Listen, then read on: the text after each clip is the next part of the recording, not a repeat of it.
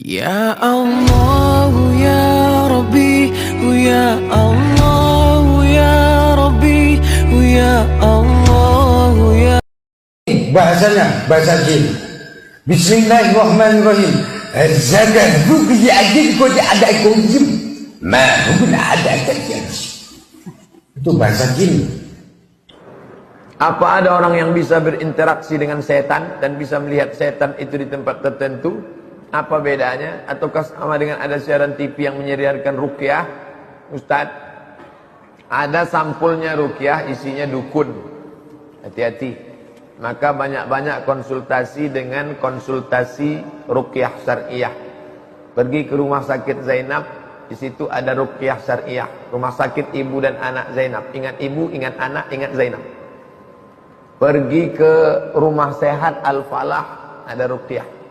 Ruqyah syariah yang pakai ayat Quran, bukan pakai dukun-dukun. Apakah ada orang yang bisa bercakap-cakap dengan jin? Ada dua kemungkinan. Pertama, karena ilmu dan imannya. Tolong setelkan mikrofon ini berdenging-denging, story. Pertama, karena ilmu dan imannya, macam Nabi Sulaiman alaihissalam, bisa dia bercakap dengan jin ifrit.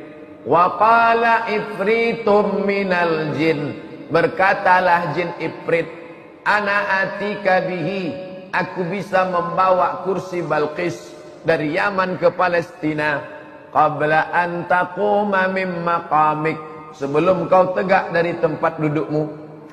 Yang kedua, dia mungkin bisa berkonsultasi dengan jin karena dia punya jin. Jadi kalau ada orang bisa menengok jin, bangga. Ustadz Somad, ya, saya ini bisa menengok genderuwo, bisa menengok suster ngesot, bisa menengok bapak mesti ruqyah. Karena saya tengok ini bukan karena iman dan amal solehnya, tapi jin itu sudah masuk ke mata dia. Kalau ada anak kita mengaku nangis-nangis, dia selalu menengok, jangan bilang dia mengada-ngada. Boleh jadi jin sedang masuk ke matanya, maka dia di ruqyah syariah. Jin disebut jin karena tersembunyi, nggak nampak. Lawannya ins nampak. Karena itu jin fitrahnya nggak nampak, nggak bisa ada yang lihat jin. Ingat ini ya, kalau ada yang mengatakan saya bisa melihat jin, hanya jin yang mampu melihat jin, maka orang itu sedang kemasukan jin. Ingat itu, ya. Maka sifat jin itu nggak bisa dilihat oleh manusia, tersembunyi. Makanya kalau ada jin melakukan penampakan, itu jin sedang punya masalah. Ya, karena keluar dari fitrah. Sudah tidak usah aneh-aneh begitu deh. Kita belajar gak pernah dihadirkan seperti itu. Bahkan Imam Ibnu Hajar Al-Haytami mengatakan bahwa jika ada orang mengaku-ngaku dia bisa ngobrol ketemu jin, oh dialog sama jin tadi ya, ngomong sama jin dan sebagainya, ngobrol itu tidak diterima kesaksiannya. Apakah ada orang ngomong sama jin? Ada. Tapi ada ini bukan berarti setiap orang yang ngaku ngomong sama jin itu benar. Kalau model pendusta ya ngomong bisa ngaku ngomong sama jin. Tapi ada orang ngobrol dengan jin. Ada orang yang jadi gurunya jin, Syekh Yasin Al-Fadani. Bahkan pada zaman Nabi pun belajar dari jin. Ada. Jadi orang mengajari jin ada, dan obrol dengan jin ada. Cuman tidak semua orang yang ngaku ngomong sama jin itu benar. Kalau pengen tahu benar tidaknya, lihat kebiasaannya orang jujur atau tidak.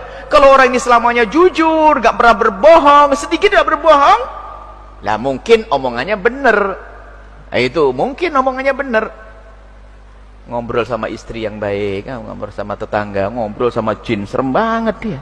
Nggak deh, saya juga nggak mau gitu, nggak pernah berangangan saya. Tapi memang di pondok juga aneh-aneh. Dulu kita punya kawan di pondok itu pengen ketemu jin, baca surat jin terus tiap hari. Ente ngapain ketemu jin? Memangnya asik tuh. Ketemu sama orang ajib ini, ada yang bawain roti, bawain minuman, susu, sama jin. Saya tidak pengen ketemu jin, alhamdulillah. Dan tidak pernah ketemu jin sampai hari ini. Tidak pengen ketemu jin. Kalau saya berangan-angan, kalau saya harus kerja keras, saya pengen ketemu Rasulullah gitu aja lah. Ketemu jin, ngobrol sama jin, tidak usah ya. Ngobrol sama keluarga yang enak, selesai. Nah ini nih, kalau belajar di sini ya begini, tidak usah aneh-aneh deh. Takut masuk wilayah yang sangat dibenci oleh Allah, wilayah dusta, wilayah bohong.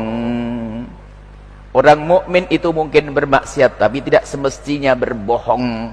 Berbohong adalah simatul munafikin, kerjaannya orang munafik. Berbohong sekali berkembang.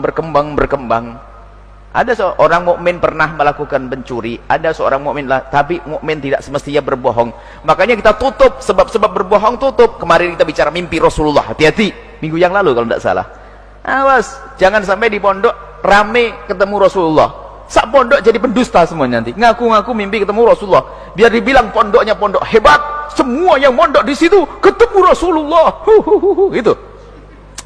Hati-hati, akhirnya baik. Sama di pondok Al-Bahjah, nggak ada orang lihat jin. Kalau ada santri di kamar mandi ketemu jin, tak bilang kamu jinnya. Itu. Alhamdulillah sampai hari ini nggak ada orang lihat jin di pondok. Macam-macam, awas ya. Alhamdulillah, nggak ada jin sampai hari ini. Pokoknya yang ngaku ngeluwi jin bilang dusta dia. Nggak ada sampai hari ini orang ngaku jin. Pondoknya gede di pojok sana gelap, nggak ada orang ngaku jin. Tapi ada sebagian tempat jin terus setiap hari. Setiap malam ada jin. Setiap hari yang lihat jin. Yang banyak dusta.